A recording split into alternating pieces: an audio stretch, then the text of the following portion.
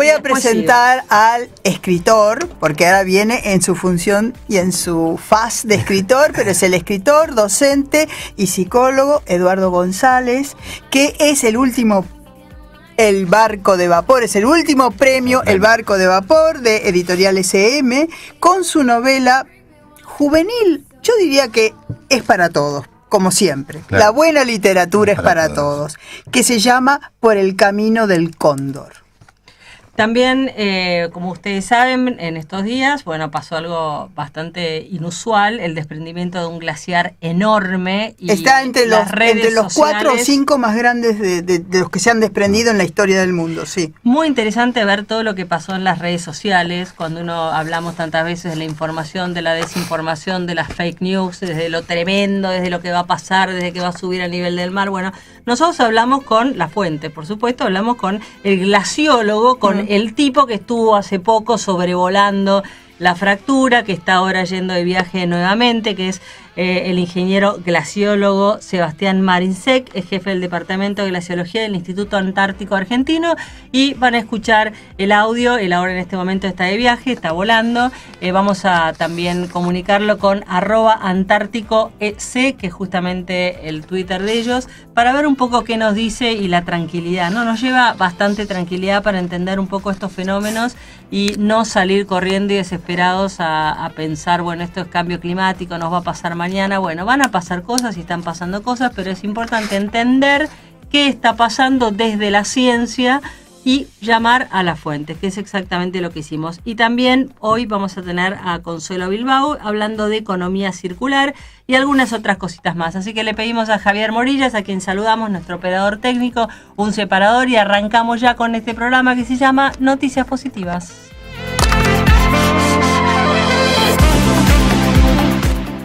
Sentile el pulso a la ciudad. Radio Palermo. 94.7 www.radiopalermo.com.ar. Producciones independientes. Somos lo que comemos. ¿Vos qué información consumís? Noticias positivas. La mitad del vaso lleno.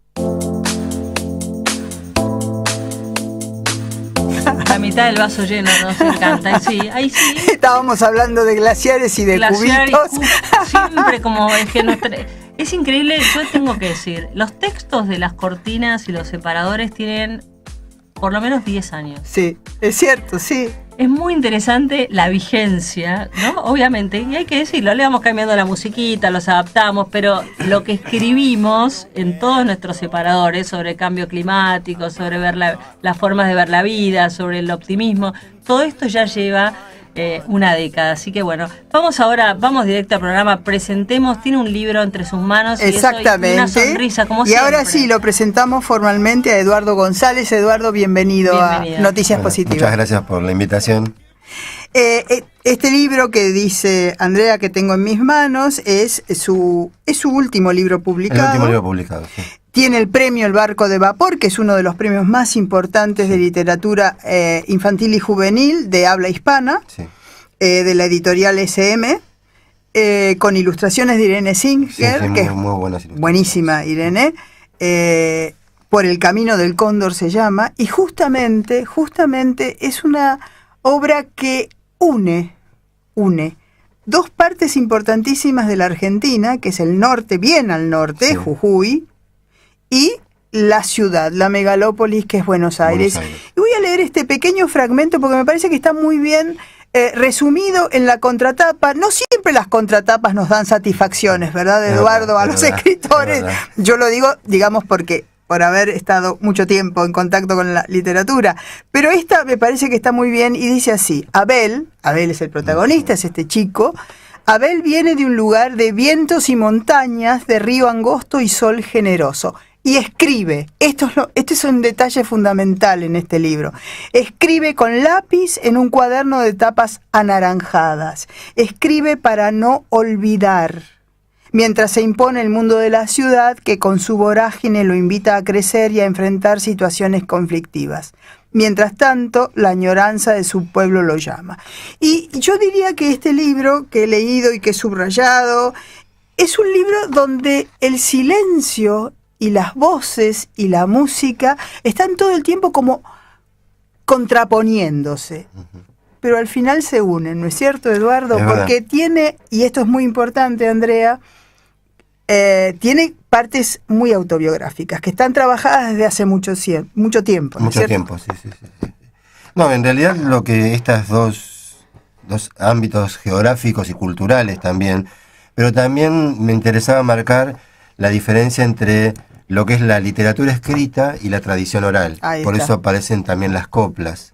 Y también... Que van como escandiendo el texto. Claro, porque nosotros estamos acostumbrados siempre a pensar la literatura en términos de escritura, Ujú. y negamos que, bueno, que la gran cultura guaraní, la gran cultura del noroeste, la gran cultura del sur, es una cultura oral, de tradición oral. Que en realidad la literatura nace de la de la oralidad, La porque oralidad. ¿qué es Homero? ¿Qué es la Ilíada y la Claro, Odisea? claro. ¿No? Y además este conflicto en que él escribe en una lengua, que es la lengua que aprendió en el colegio, que es el Claro. español, pero en realidad siente y piensa en otra, que es el aymara. Que también está Exactamente. esta contradicción, ¿no? Como que la escuela muchas veces, ese universo de la escuela, de todos modos ha cambiado mucho, pero pasa como que los textos que muchas veces estos chicos leen, incluso lo dicen en un momento, hablan del elefante, hablan del tigre, de la jirafa, pero no hablan del puma, Claro. O del coatí, guanaco, del sí. guanaco, ¿no? Sí. Entonces, esta cuestión entre el lenguaje, de alguna manera, de la escuela y el lenguaje que él trae por tradición oral. Claro, y está muy bien mostrado porque mientras Abel va escribiendo, que va escribiendo lo que le está pasando, que es este desgarro, porque él nace en el norte y Sí. de repente por razones familiares la madre decide, o sea, a veces un padre tiene necesidad de tomar una decisión terrible y decide irse a Buenos Aires porque piensa que le va a dar un futuro a su hijo. Claro. Fíjate. Lo que él está marcando también es esa contradicción cuando un chico aprende un lenguaje y lo tiene que escribir, Claro. porque la escritura, la lengua escrita, es mucho más exigente y condicionante. Claro. O sea, Claro. esa lucha entre la creatividad de la lengua oral, la musicalidad y cómo después transmitir. Así, a mí lo que me llamó la atención de la novela tiene muchos planos de Claro, lectura, claro. pero esa es una muy interesante porque él, por ejemplo, dice los signos de exclamación, no de admiración como dice mi mamá. La Claro. maestra dice de exclamación. exclamación. O sea, hay que fijar y el chico lo toma como corresponde. Claro, claro, claro. Sí, porque eso siempre, me acuerdo de una maestra que decía eso, no son de admiración, porque a veces uno puede exclamar algo que no sea Que no admirable. admira, claro. Pero de todos modos, en mi casa siempre se decía de admiración. Debe haber, en algún momento se deben haber llamado de admiración, Claro. pero lo interesante es esto, cómo está trabajada, Claro. es decir, los contrastes en distintas culturas que además deben ser valorizadas también, Claro. ¿no? Porque es un poco como, ¿hay culturas que son mejores que otras? No, Claro. son todas culturas. Claro. Y los valores que Los traen valores. esas culturas, ¿no? También yo quise como mostrar, porque si no, a veces pasa como si la cultura del NOA fuera buena y la de la ciudad mala. Yo también traté de marcar que, bueno, que existe situaciones positivas en la ciudad y negativas en la ciudad, y positivas en el NOA y negativas también, porque si no a veces se hacen como dos planos, que bueno, todo lo bueno está en el NOA, en lo rural, y todo lo malo y negativo está en la ciudad. Sin embargo, él en la ciudad también aprende, toma contacto con la literatura, tiene una iniciadora que es una bibliotecaria que lo ayuda a leer los textos clásicos. O sea, él también aprende en la ciudad, ¿no? Quería marcar esa situación. Que también es un poco lo que un chico hace, ¿no? Porque, digamos, la sociedad moderna impone justamente la socialización desde muy temprano. Entonces un chico inmediatamente, a los 3 años prácticamente, ya entra en conflicto con la cultura que lleva de su casa y la cultura que recibe en la escuela. Claro. claro. Y lo que está haciendo es una integración, porque el tema es también la integración, ¿no? Claro. Y los argentinos sabemos cuánto nos cuesta la integración, Muchísimo. sobre todo en estos últimos años. Muchísimo. Me gusta esto que dice Eduardo de rescatar que en todo hay algo de bueno y de positivo, que es la visión de Noticias Positivas, que podemos integrarlo y podemos hacer una mezcla, una buena mezcla, como un cóctel, y seguir adelante, ¿no? Claro. Porque vamos a decir que también en tu otra faceta como psicólogo de niños y adolescentes, vos debés trabajar estos temas también. Que la literatura como salvación, pero para salvación de ciertos conflictos.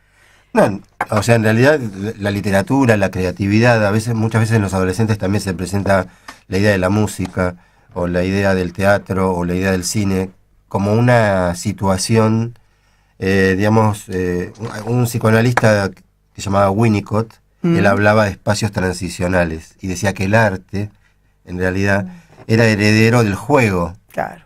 ¿No? Que el juego era ese espacio fantástico que no es ni realidad ni ficción, ¿no? O sea, es un espacio intermedio, un espacio transicional, donde interactúan.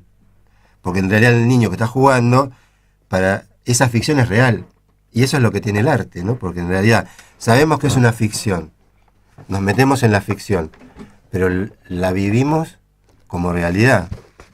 Y creo que esa es la magia que viene heredera del juego, que también es rescatar el juego como situación elaborativa, como situación de crecimiento de los niños, que a veces me preocupa esta cuestión de tratar de recuperar con los chicos el juego analógico, ¿no? Sacarlos de ese juego digital tan preestablecido, a volver a ese juego donde él es el que propone las reglas, donde él es el que crea, que a veces pasa eso con un niño que uno le saca el estímulo, el chico se aburre y dice no sé qué hacer, y bueno, mejor que se aburra, y desde ese silencio y desde ese aburrimiento genere su propio espacio.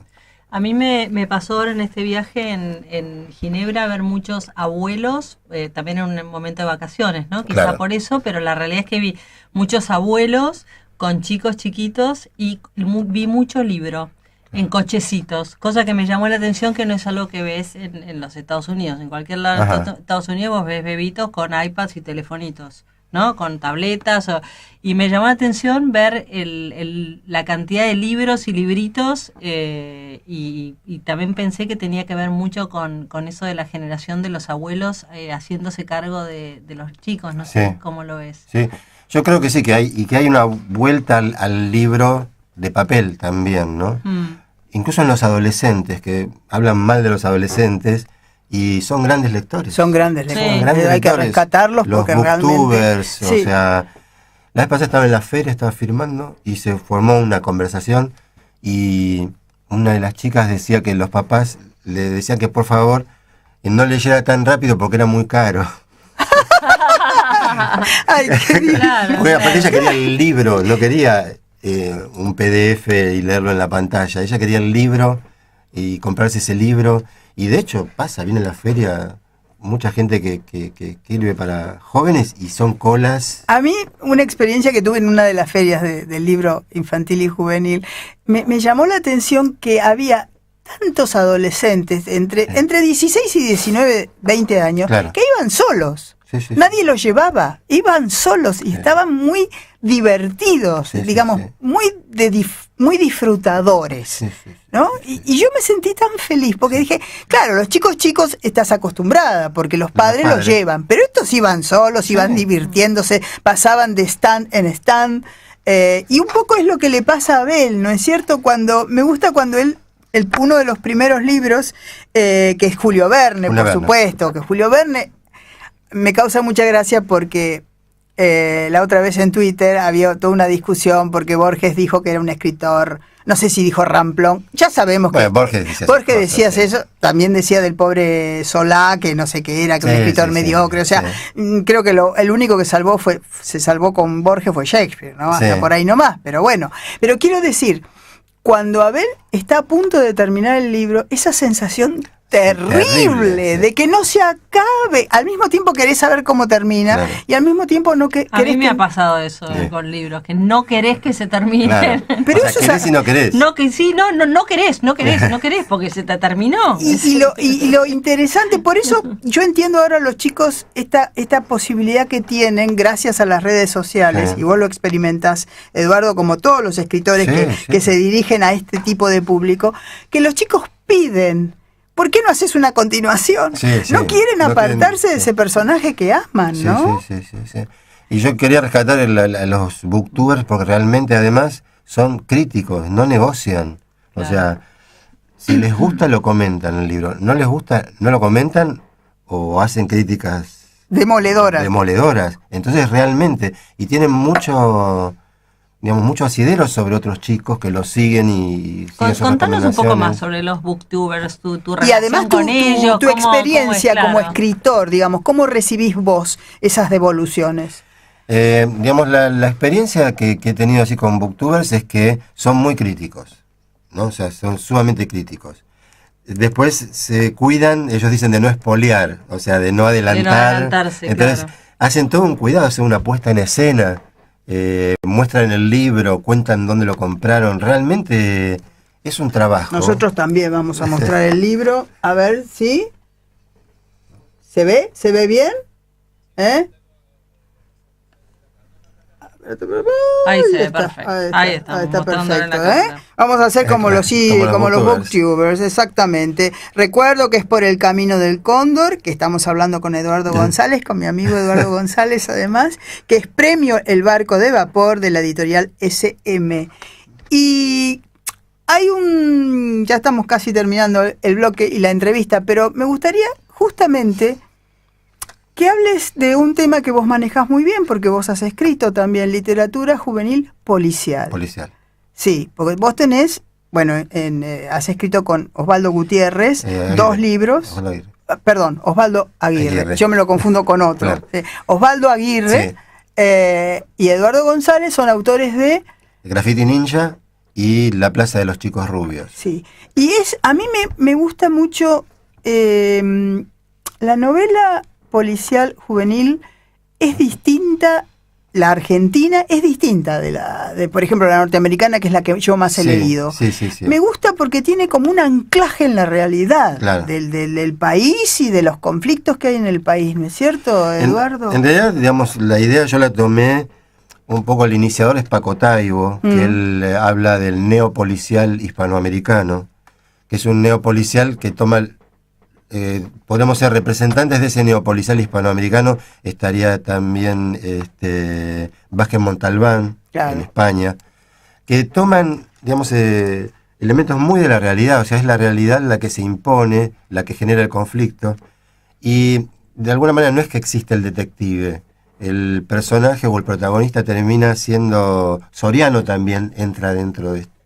Es uno de Claro, los pero esto estamos iniciadores. hablando de la literatura para adultos, pero vamos a la literatura juvenil policial, porque además de ustedes está, por ejemplo, Andrea Ferrari, Sí. está Martín Blasco con Martín La Blasco. oscuridad de los colores, Sí, que fue sí. bestseller. Sí.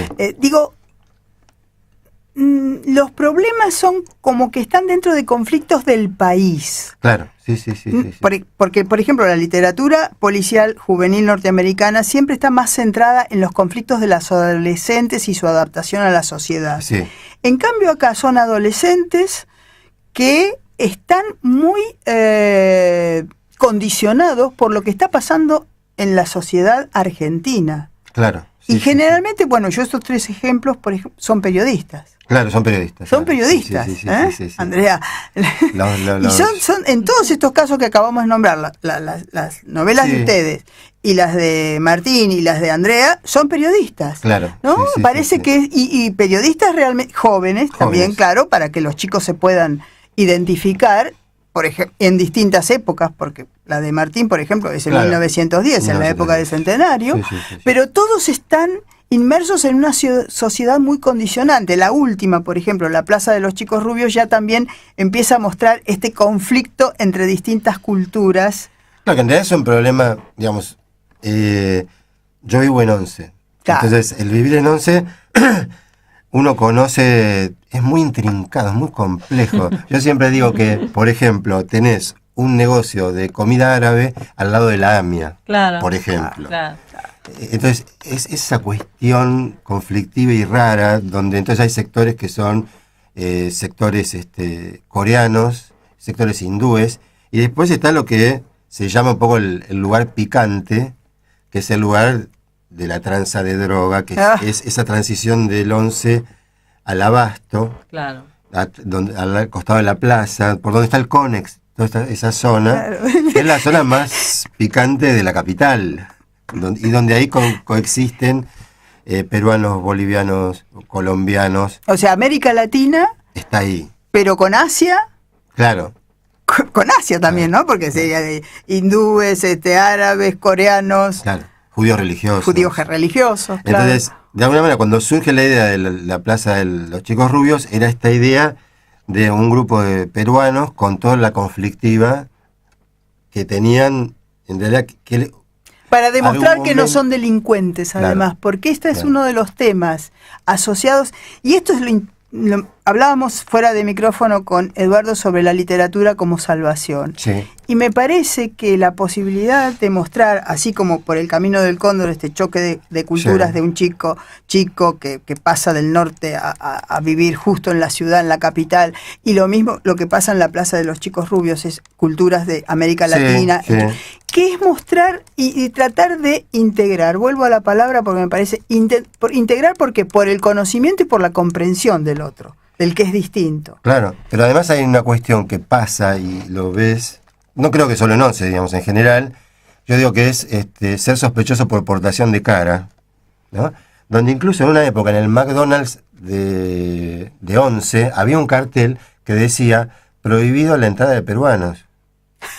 Había un Bueno, cartel. lo de sospechoso por portación de cara lo experimenté justamente hablando de Jujuy con una ingeniera reconocidísima en el mundo en temas de alimentación, y nos pararon a las dos, ni que yo fuera rubia de ojos claros, la verdad, tengo piel bastante oscura para hacer la media, tengo pelo oscuro, sí tengo ojos claros nada más, pero ella es colla de muchísimas generaciones ancestrales, Claro, una claro. eminencia, Sí, y nos sí. pararon. Y fue fuerte. Así dijeron, no puede ser que los dos sean del mismo país. Nos dijeron en Venezuela. Ah, Tremendo. sí, sí, sí, sí. Por eso En es tan Venezuela, por eso es además. tan importante esto de que estamos hablando, de la integración y que se entienda, porque Exactamente, fue una yo- cosa tremenda, no había forma de explicar. Yo Ya rescataría, estamos- ya digamos, estamos para en terminar bloque. la entrevista con Eduardo, y a Eduardo nuevamente te agradezco mucho, porque yo sé que vos tenés tu consultorio, así que viniste especialmente, y les recomiendo, porque justamente esto es de esto tenemos que trabajar nosotros los argentinos y los americanos de América Latina, la integración. Así que les recuerdo y les recomiendo Por el Camino del Cóndor, Eduardo González, de la editorial SM, y un premio, El Barco de Vapor. Gracias, Eduardo. Gracias a ustedes, muchas gracias.